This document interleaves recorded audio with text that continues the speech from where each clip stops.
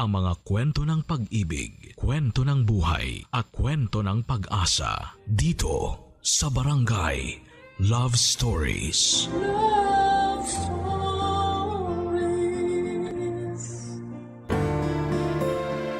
Mahirap mamaalam sa isang tao na akala mo ay makakasama mo na sa dulo ng hangganan. Masakit sabihin ang salitang paalam, Papa Dudut, lalo na kung alam mong hindi mo ito kailanman napaghandaan. Ikaw, kabarangay, sinabi mo na ba ang salitang paalam? Dear Papa Dudut, nahanap mo na ba ang the one para sa'yo? Yung tutupad ng salitang forever at makakasama mong magkauban. Ako ay nahanap ko na siya. Magandang tanghali po sa inyong lahat. Ako nga pala si Isay, nasa mid-30s na. Nakilala ko ang the one para sa akin after kong graduate ng kolehiyo. Siya si Roy, kaidarang ko lamang din. Naging malapit siya na kaibigan ng nakakatanda kong kapatid na si Leia. Isang taon lang ang tanda ni Leia sa akin kaya parang magkaibigan na kaming dalawa. Si Leia, Papa Dudut, ang best friend kong may tuturing. Kaya nga sa kanya ko unang binalita ang tungkol sa amin ni Roy noong sinagot ko na siya. Naging masaya si Leia para sa akin. Alam niyang sa aming dalawa, ako tong mapagpaniwala sa happily ever after na drama. Kaya nga noong nakilala at pinahal ko na si Roy, hindi na ako nagsayang pa ng panahon, Papa Dudut. Ginawa ko ang lahat mapatunayan lamang sa kanya na ako ang babaeng deserve niya. Mahigit isang dekada na ang relasyon namin pero parang kahapon lang nagsimula ang lahat. Palaging may pagmamahalan sa bawat tinginan naming dalawa. Palaging may paru-paro sa aming mga sikmura na hindi nauubos at napapagod lumipad-lipad. Ang corny nga na masasabi para sa iba na hindi naniniwala sa ganitong kagaling na love story. Pero oras na masubukan mo na. Ang mahika ng pagmamahal, kahit gaano ka pa katigas at katatag ay mabilis ka lamang manghihina. Pero mabilis ka ring sasaya. Ganon si Roy sa buhay ko. Kaya nga pinangako ko sa sarili ko, Papa Dudut, kahit na anong mangyari wala akong ibang lalaking mamahalin, kundi siya lamang. At hindi naman ako lugi dahil ganon din siya sa akin. Sabi nga niya, ako na ang dulo niya.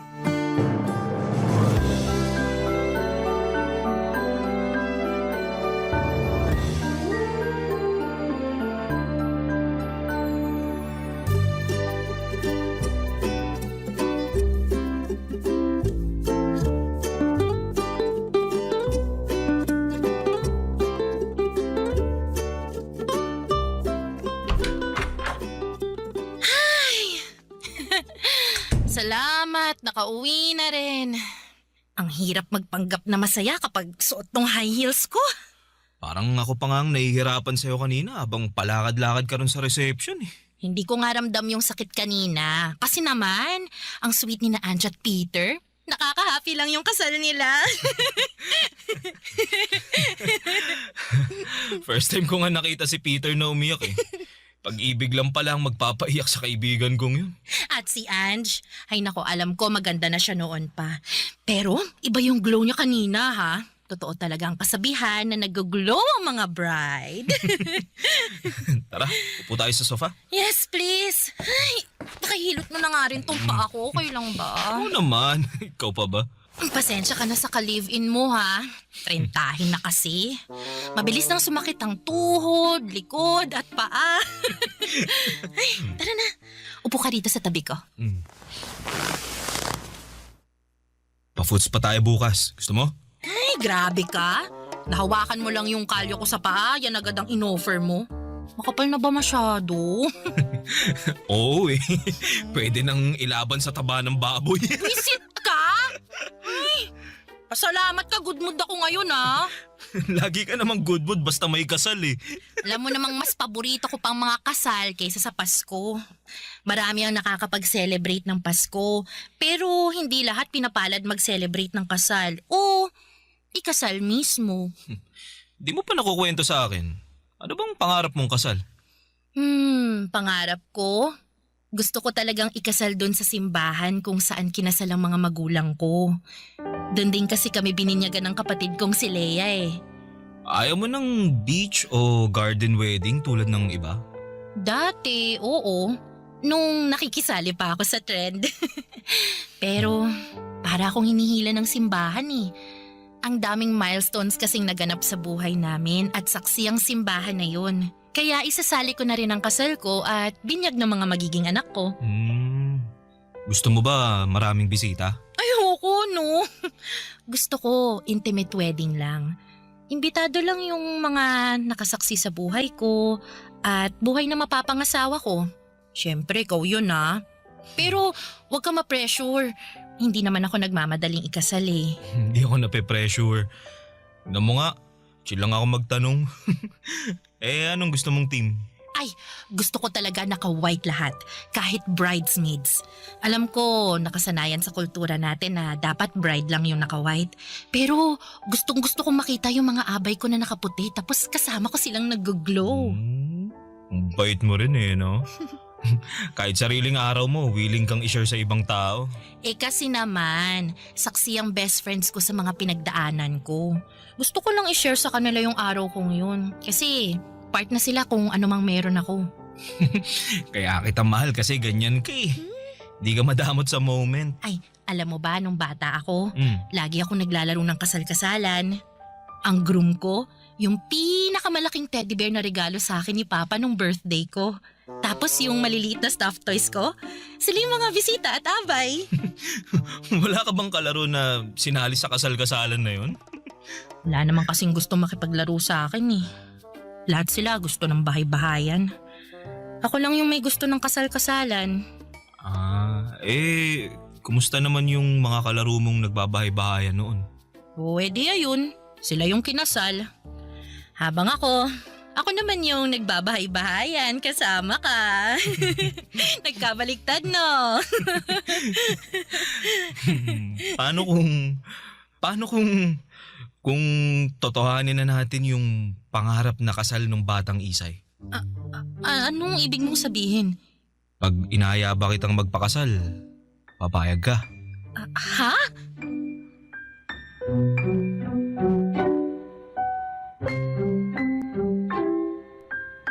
Papadudot, ganon pala ang feeling na inaya kang magpakasal ng taong gusto mong makasama sa panghabang buhay. Walang kasing saya na may halong kaba para sa future ninyong dalawa. Pero mabilis kang sasagot ng oo at bahala na bukas kung anuman ang mangyari.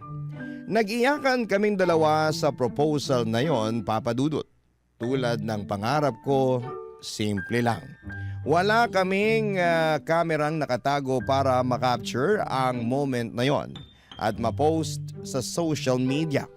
Kaming dalawa lang ang nakakaalam sa nangyari sa araw na yon.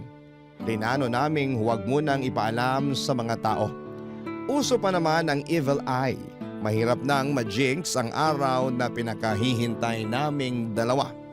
Tahimik naming inasikaso ang magiging kasal naming dalawa. Lahat ng gusto at pinangarap ko noong bata ako, lahat yon ay handang tuparin ni Roy para sa akin. Napakaswerte kong masasabi. Tanging ang coordinator lang ang nakakaalam sa magaganap na kasal. Saka na namin ipapaalam kapag malapit na ang petsa ng kasal.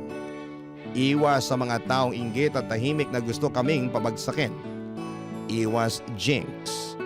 Pero parang hindi yon uubra lalo na kapag tadhana na ang nagpasyang wag ituloy ang naplano.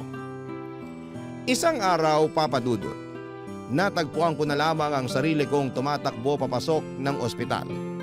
Pumasok sa isang kwarto at mahanap doon ang isang pamilyar na mukha na nangako sa akin na habang buhay siya ang aking makakasama.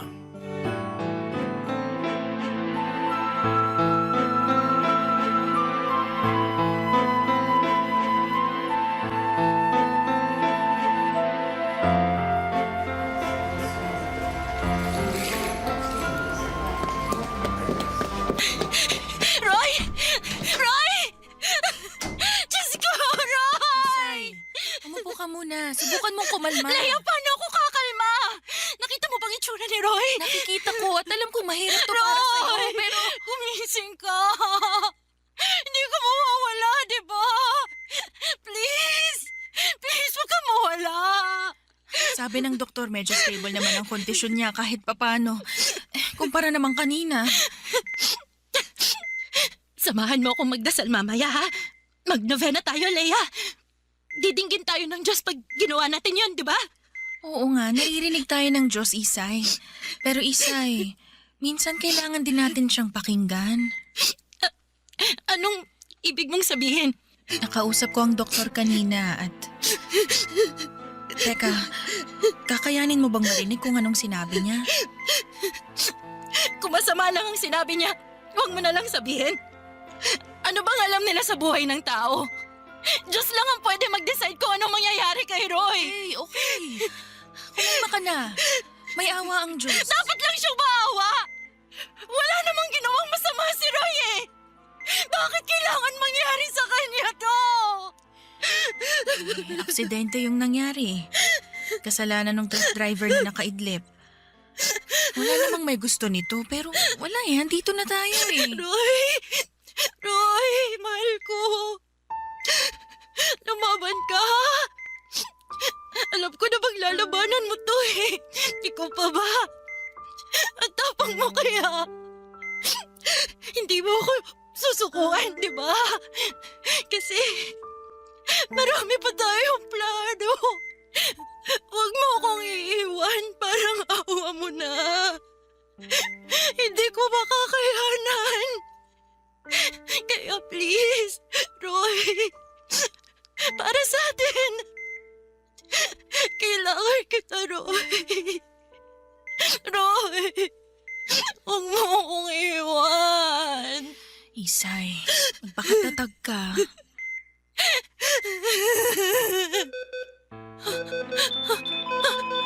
Roy! Roy! Leia! Tumawag ka ng doktor! Teka na! Teka! Roy! Roy! Please! Please, wag ka dito!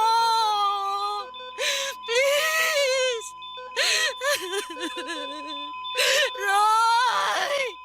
Roy, lumaban ka! Roy!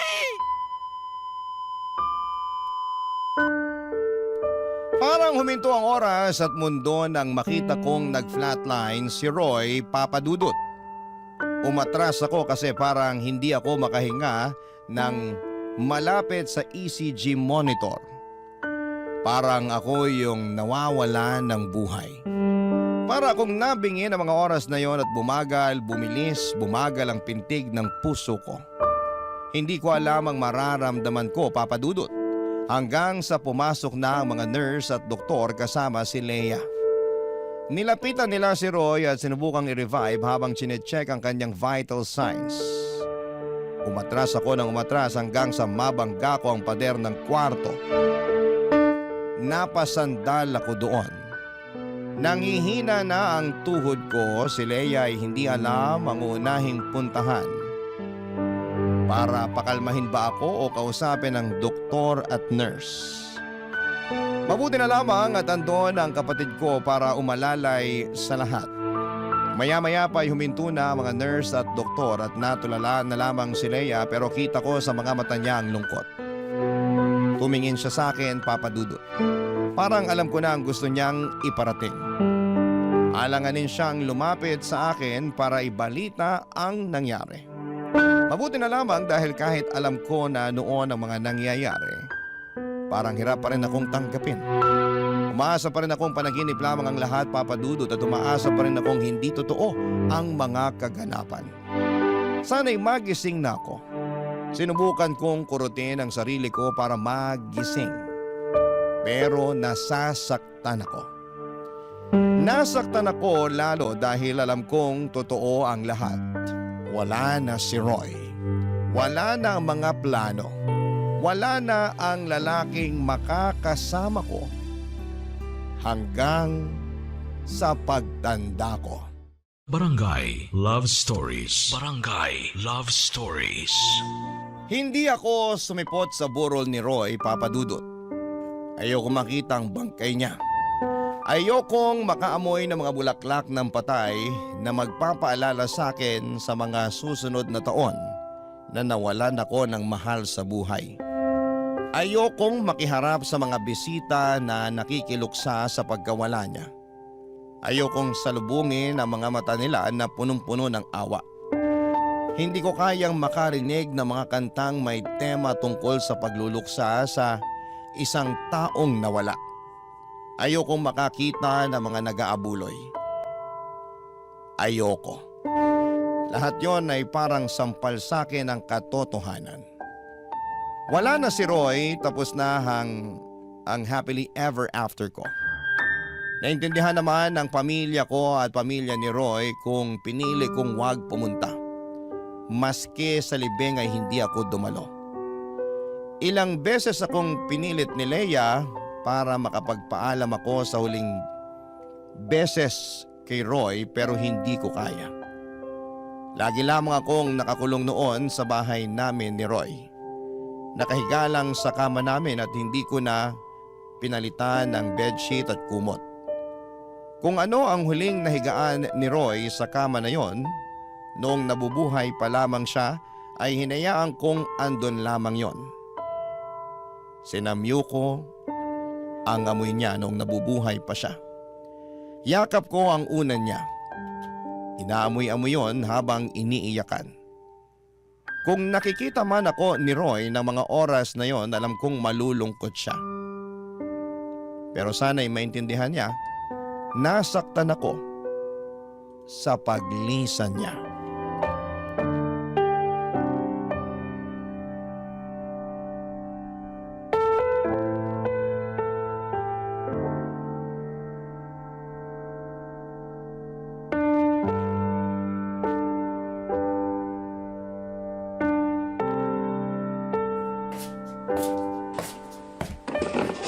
Lea, anong ginagawa mo rito sa bahay? Ay, ano pa ba? Naglilinis. Hayaan mo na yan dyan. Ako nang bahalang mag-ayos niyan. Uy, kailan mo palilinisin? Mag-iisang buwan na mula nung namatay si Roy pero kahit yung mga damit niya nakapatong pa rin dyan sa mesa. Hayaan mo lang mga damit niya! Huwag mong gagalawin! Yan na nga lang yung alaala niya nung buhay pa siya eh. Alam mo, kaya hindi ka maka-move on kasi ayaw mo pa rin tanggapin yung nangyari. Madali lang para sa'yo na sabihin yan. Kasi hindi mo alam ang pakiramdam ng namatayan. Alam kong nasasaktan ka, Isay. Naiintindihan kita. Pero kailangan mo ring tulungan ang sarili mo. Oo, masakit tong nangyari talaga sa'yo pero utang na loob naman. Tulungan mo naman yung sarili mong makabangon kahit paunti-unti. Hayaan mo nga ako sa ginagawa ko. Sa itong nararamdaman ko. Kung ayaw kong iligpit ang mga gamit ni Roy o labhan yung mga punda ng unan niya, wala ka na ron. Gusto ko lang maging mabait sa sarili ko. Hinahayaan ko lang yung sarili kong magluksa. Kung gusto mo talagang maging mabait sa sarili mo, tulungan mo yung sarili mo. Hindi yung sabay kayong babagsak na lang dahil dyan sa pagluluksa mo. Sorry kung tunog insensitive pero mas lalo ka lang mahihirapan kung hindi ka magle-let go. Oh, eto. Tinan mo tong bahay niyo ni Roy. Kahit kaluluwa niya hindi gugustuhin magstay dito. Ang pakarumi. May damit ka pa bang nagagamit? Labahan mo, punong-puno na. Nakakaligo ka pa ba? Sama-sama ng amoy mo. Maswerte ka, Lea. Hindi mo nararanasan tong kalagayan ko. Palibhasa, pusong bato ka, kaya wala sa bokabularyo mo yung salitang luksa. Ganyan na ba talaga katigas ang tingin mo sa akin? Alam mo bang nasasaktan ako ngayon na tinitingnan ng nag-iisa kong kapatid na bagsak na? Sa tingin mo madali sa akin na harapin ka sa ganyang kalagayan? O, pasensya na ah. Kasama ko si Roy sa bahay eh. Araw-araw. Tapos, bigla na lang siyang nawala. Ang hirap matulog sa gabi kasi hindi ko na siya mayayakap. Ang hirap na gigising ako na ako na lang pala mag-isa. Naiintindihan mo ba yun? Siguro hindi ko talaga alam kung gaano kasakit yung nararamdaman mo ngayon. Pero ayaw naman kitang makitang ganyan. Kaya ako nandito. Sasamahan kita. Kung kailangan mo ng katabi sa gabi para may mayakap, ako na lang. Huwag kang mag-alala, pagising mo sa umaga, hindi ako babangon agad para may madatnan ka pang katabi. Ayos lang ba yun sa'yo? Lea, miss na miss ko na si Roy. Bakit niya ba ako iniwan agad? Tana, hindi ko rin alam ang sagot dyan eh. Pero sa mga susunod, kahit papano, masasanay ka rin na wala siya, ha? Konting pasensya lang. Matatapos din ang pagluluksa mo.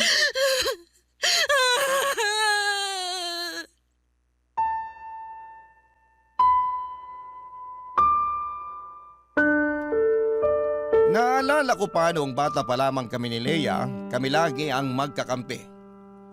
Hindi kami pumapayag na iwan sa area ang bawat isa kapag pinapagalitan kami ni mama at papa. Best friends ang turingan namin.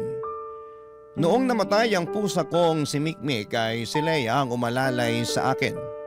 Noong sinabi ng mga magulang ko na pusa lang naman daw si Mikmik, inaway sila ni Leia. Pinagtanggol ako at sinabing importante ang feelings ko. Siya ang naghanap ng lupang mapaglilibingan kay Mikmik.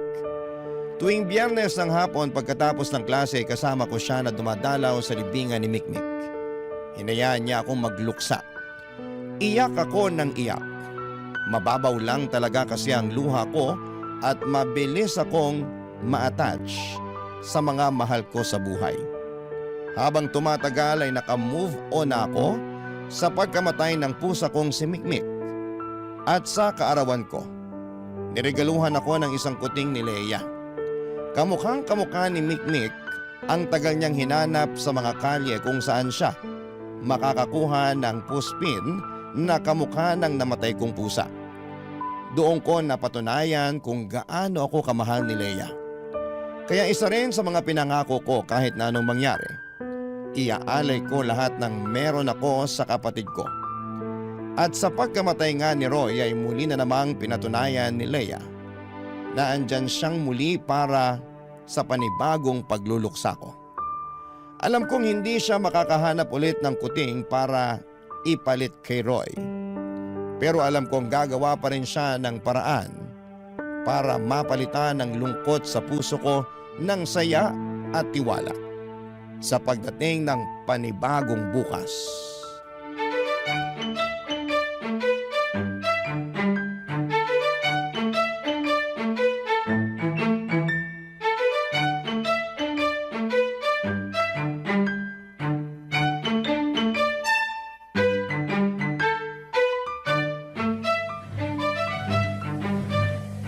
Lea? Oh, gising ka na pala. May niluto akong longganisa at ham. Nandyan sa mesa. Microwave mo na lang para uminit ng konti. Kanina ko pa kasi niluto yun eh. Anong ginagawa mo? Naglalaba. Alam nga naman maglaga ako ng itlog dito sa washing machine. Teka, bakit mo naman pinapakialaman ang labahan ko? Hindi ko na matiis yung amoy eh. Kumakalat na rito sa loob ng bahay mo. Nilaban mo pati damit ni Roy? Nakababad na doon sa batya. Ano pang gagawin ko? Susunod ko ng lalaban pagkatapos nitong mga pantalon mo. Uy, Isay! Ano pang ginagawa mo? Bakit mo pinagkukuha yung mga nakababad na damit ni Roy? Hindi mo to dapat nilaban! Dapat nasa basket lang to eh! Hayaan mo to! Hindi na pwedeng ibalik yan sa basket. Basa na! Hindi, papatuyuin ko. Tulungan mo ako isabit lahat. Dali na! Para hindi mawala yung amoy ni Roy sa mga damit niya. Isay naman. Leia! Sige na naman oh! Parang awa mo na! Intindihin mo naman ako kahit ngayon lang! Gusto ko nandito pa yung amoy ni Roy eh! Halika na! Isabit na natin! Please! Di ko na alam gagawin sa'yo eh. Hayaan mo na lang ako! Ayos lang naman ako eh. Komportable naman ako nagluluksa. Ayos lang ako na maging malungkot. Tama, ito ang kailangan ng katawan ko. Kaya, pagbigyan mo na ako. Kahit ito lang, please. Mas lalo mong pinapahirapan ang katawan mo eh. Tingnan mo nga, sobrang payat mo na. Kahit sa malayo kitang butot balat ka na. Alam mo, hindi nakakatulong to ginagawa mo eh. Alam mo ba, kung nakikita ka ni Roy ngayon, malulungkot yun lalo. Baka dahil dyan sa ginagawa mo, lalo niyang hindi matanggap na patay na siya. Baka hindi siya makatawid dahil patuloy mo siyang hinihila sa mundo natin. Eh di maganda nga yun! Huwag siyang tumawid! Wala akong pakialam kung kaluluwa na lang siya na umiikot-ikot dito sa bahay. Basta dito lang siya! Huwag siya sasama sa mga patay na! Patay na siya, Isay! Patahimikin na natin siya, ayos lang ba? Yun ang kailangan niya ngayon. Hindi! Alam mo ba, pwede ko pa siyang makausap? May nakausap akong psychic. Pwede niya raw tawagin ang kaluluwa ni Roy para makapag-usap kami. Isay? Magpapaschedule na ako. Sa Sabado. Makakausap ko na ulit si Roy. Leia, makukumusta ko na siya. Oh my God, Isay! Ano bang nangyayari dyan sa utak mo, ha? Papalusin mo yung mga ganyan? Para saan? Para ituloy ang pagiging baliw mo? Oh, eh bakit kaya hindi mo na rin kausapin yung psychic na yan kung pwede niyang ibalik yung kaluluwa ng mga ninuno natin para mas masaya?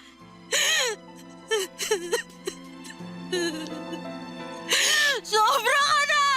Ikaw ang sobra na. Nakakapagod kang tulungan. Sino ba nagsabi sa'yo na tulungan ako? Ikaw naman to nagpumilit na pupunta rito, ha? Ikaw to nakialam sa buhay ko! Aba, tinutulungan ka na nga lang. Ganyan pa rin sasabihin mo sa akin? Sana pala, hinayaan na lang kitang mabulok sa kwarto niyo ni Roy. Alam mo, kapag nagkausap kayo ni Roy ngayon, sumama ka na lang sa kanya, ha? Para tapos na yung problema ko. Oo talaga! Sasama ako sa kanya! Humanda ka lang! Sasama ako sa kanya para maintindihan mo kung gaano kasakit mawala ng mahal sa buhay! Sa huling sinabi ko ay nakita ko kung paanong natakot si Leia Papadudot. Nakonsensya ko bigla. Alam kong ako ang kahinaan ni Leia. Mahal na mahal ako ng kapatid ko at ramdam ko yon palagi. Mali ang sinabi ko. Kaya naman nagpakalma muna ako. Hinayaan ko na siyang labhan ang mga damit ni Roy at pumasok ulit ako ng kwarto at doon umiyak. Umiyak dahil sa hiya na nararamdaman ko sa isang taong walang ibang ginawa kundi ang magmalasakit sa akin at mahalin ako ng walang kapalit. Hinayaan naman ako ni Leia at pagkatapos gumaan ang pakiramdam ko ay lumabas ako ng kwarto. Dumiretso ako sa kusina, naglabas ako ng 2 tasa para magtimpla ng kape. Pagkatimpla ko ay agad akong lumapit kay Leia habang hawak ang 2 tasa. Ngumiti ako sa kanya, ngumiti naman siya pabalik. Hindi na kailangan ng kahit na anong salita na patawad na niya ako sa aking mga sinabi sa kanya. Nagkape kaming 2 ni Leia. Hindi kami nagiimikan pero komportable kami sa katahimikan. Pinagmamasdan ko ang tasa ko. Paboritong tasa yon ni Roy. Malaki kasi yon at kulay pula ang paborito niyang kulay. Napanalunan namin yon sa isang peryahan sa isang probinsya na dinaanan namin noong nag-out of town kami para sa unang anibersaryo namin. Sobrang proud niya sa tasa na yon. Mula noon ay inalagaan na niya ang paghuhugas sa tasang yon. Inaalagaan niya, hindi lang dahil napanalunan niya sa perya, kundi dahil nababalot yon ng masayang alaalang kaming 2 ang magkasama at walang ibang inaalala. Naiyak na naman ako nang balikan ko ang alaalang yon. Nakita ko kaagad si Leia at agad na ibinaba ang kanyang tasa at nilapitan ako. Barangay Love Stories. Barangay Love Stories. Unti-unti ay sinusubukan kong sundin ang mga payo ni Leia sa akin para maka-let go na kay Roy Papadudot. Pina-realize niya sa akin na pwedeng mahalin pa rin ang isang taong yumao na kahit ni-let go na natin siya, Papadudot. Which is tama naman siya. Ako lang tong matigas ang ulo at umaasang babalik si Roy sa kahit na anong paraan.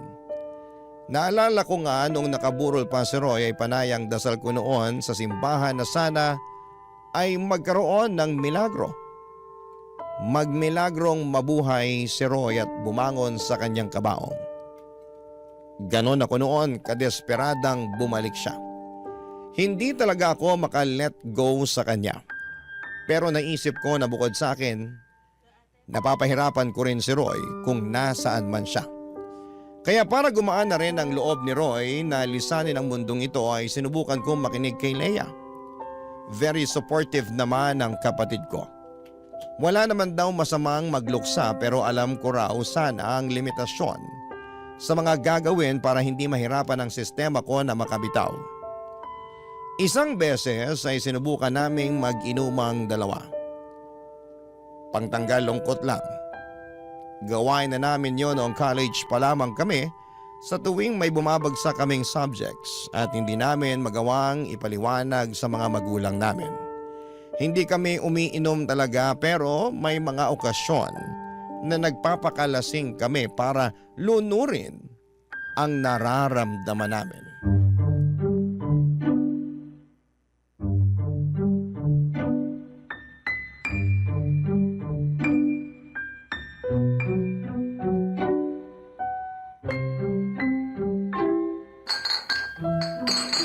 Parang ayoko na, Isay. Ang ganyan. Kaya mo pa yan. Oh. Tumigil ka na Cheers. kaya. Okay, tinan mo, nananaba na yung pisngi mo. Ganyan nga ba kapag sobra na sa alcohol? Nasobrahan lang ako sa paksiw. Tsaka sa sisig na pulutan natin. Tapos, kumurot pa ako sa kanin kanina. Shot pa tayo, Lea! Woo! Sarap sa feeling eh! Masarap sa feeling ngayon pero bukas tinan mo sakit na ulo natin eto. Eh di, inuman ulit natin ng paracetamol para mawala yung sakit. Loka ka talaga.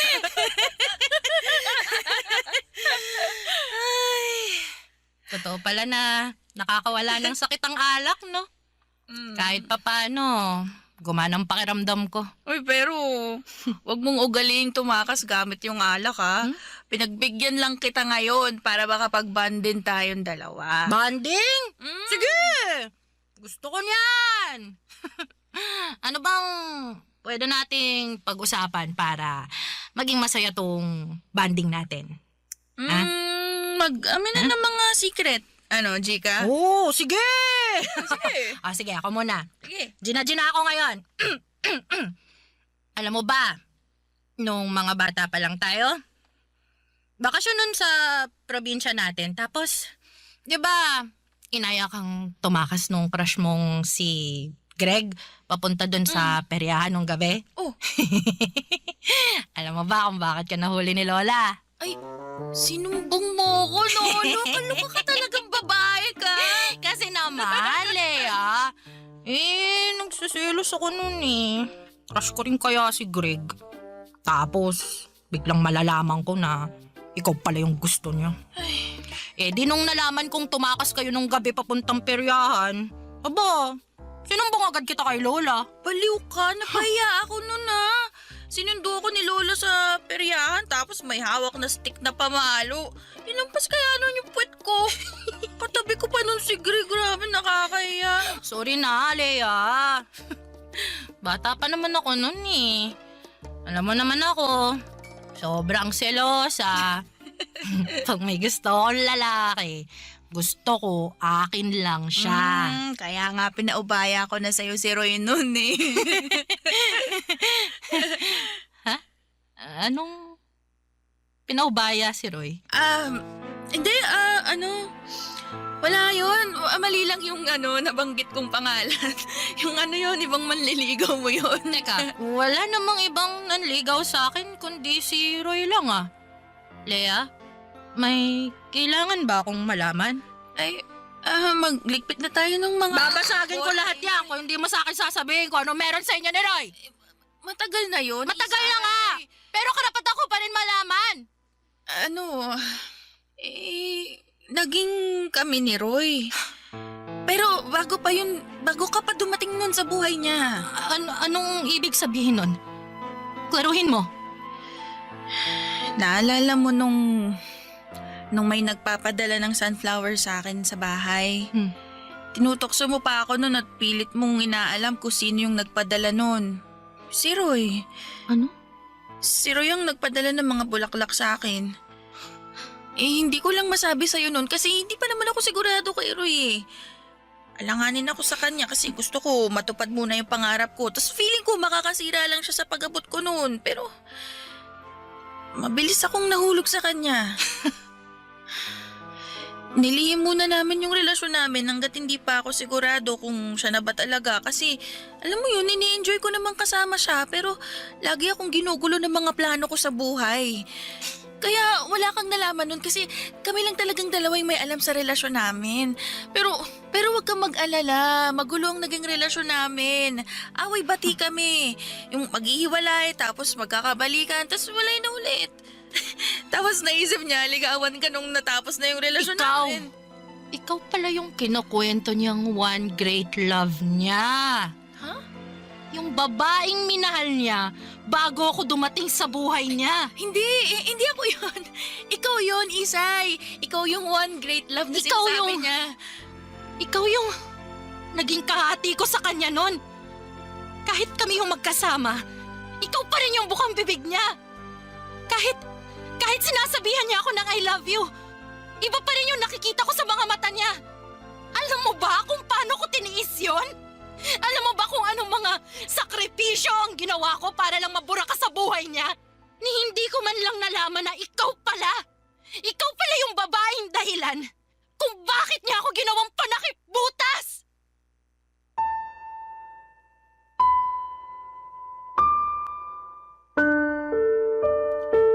Hindi ko nagawang ikwento sa inyo nung una pero naging rebound ako ni Roy sa simula, Papa Dudut. Hindi niya yon inamin sa akin pero naramdaman ko yon sa mga unang buwan na magkarelasyon kami. Panay ang kwento niya na sinasabi niyang one great love niya ang dumaan sa buhay niya.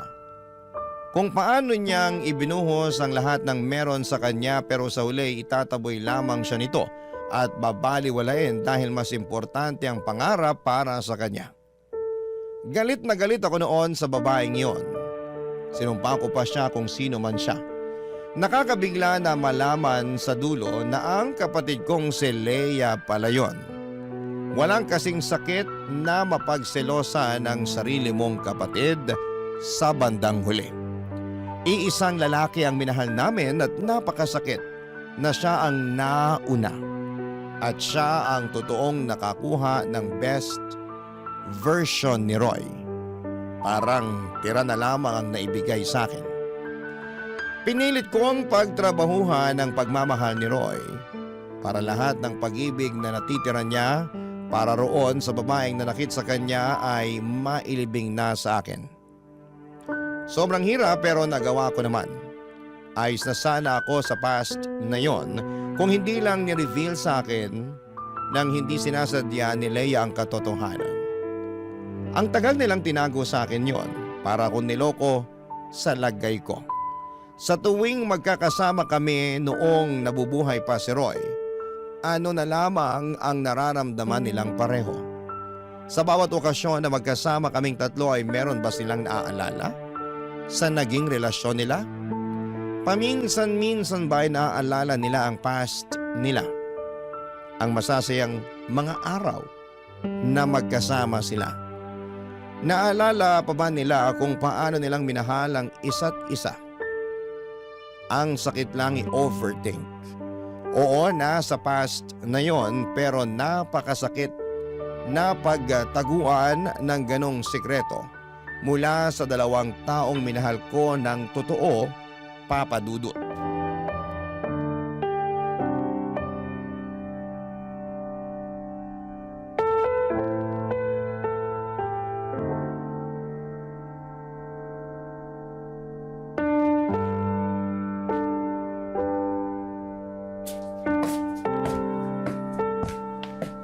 Isay, pwede ka bang makausap?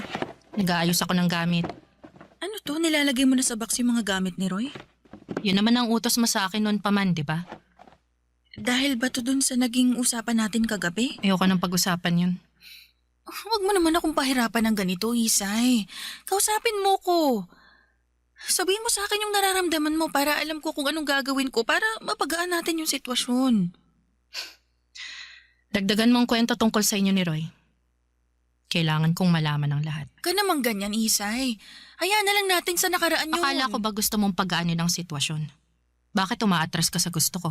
Mas lalo lang kasing bibigat yung sitwasyon kapag hinalungkat mo pa yung nakaraan. Eh, ito ang gusto ko. Gusto kong malaman yung totoo tungkol sa inyo. Oh, sige. Pwedeng minahal ako ng sobra ni Roy. Pwedeng ako nga yung naging one great love niya. Pero ikaw pa rin naman ang dulo niya. Hindi yan ang gusto kong malaman. Noong time na niyaya niya akong magpakasal. Inaya ka rin niya magpakasal?